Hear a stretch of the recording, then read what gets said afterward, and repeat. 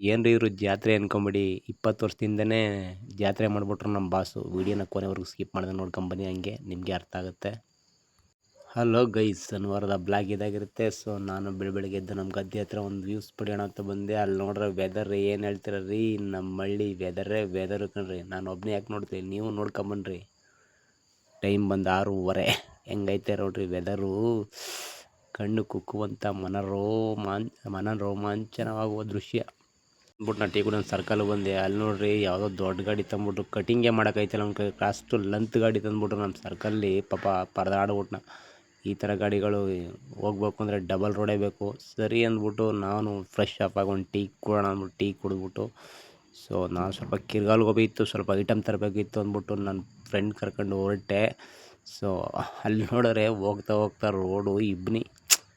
ಏನು ಇಬ್ನಿ ಅಂತ ಹೇಳ್ತೀರಾ ನೋಡ್ರಿ, ಹಂಗೆ ಕೊನೆವರೆಗೂ ರೋಡ್ ಚೆನ್ನಾಗಿ ಕಾಣ್ತೈತೆ ಅನ್ಕೊಬೇಡಿ, ಮುಂದೆ ಸ್ವಲ್ಪ ತೋರಿಸ್ತೀನಿ ನೋಡ್ಕೊಳ್ಳಿ ಹಂಗೆ. ಅಲ್ಲಿ ನೋಡ್ರಿ ಹೆಂಗೈತೆ ವೆದರು, ಇಬ್ನಿ ಕಿತ್ಕೊಂಡು ಹೊಡಿತೈತೆ.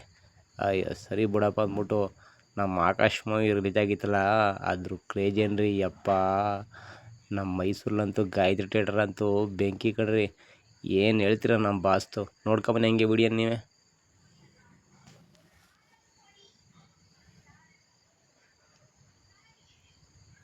ಈ ಕ್ರೇಜ್ ಹುಟ್ಟಾಕೋಕ್ಕೆ ಮತ್ತೆ ನಮ್ಮ ಭಾಷೆ ಬರಬೇಕು ಹೊರ್ತು ಯಾರ ಕೈಲೂ ಆಗೋಕ್ಕೆ ಚಾನ್ಸೇ ಇಲ್ಲ ಬಿಡಿ.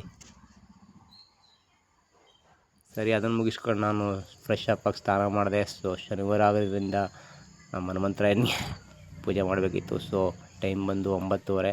ಸೊ ಎಲ್ಲರದು ಊಟ ಆಯಿತು ಅಂದ್ಕೊಳ್ತೀನಿ. ಸೊ ಇದಾಗಿರುತ್ತೆ ಇವತ್ತಿನ ಮಿನಿ ಬ್ಲಾಗ್ ಅಂತ ಹೇಳೋಕ್ಕೆ ಇಷ್ಟಪಡ್ತೀನಿ. ದಯವಿಟ್ಟು ಶುಭರಾತ್ರಿ, ಊಟ ಮಾಡ್ಕೊಂಡು ಆರಾಮಾಗಿ ಮಲ್ಕೊಳ್ಳಿ. Bye friends.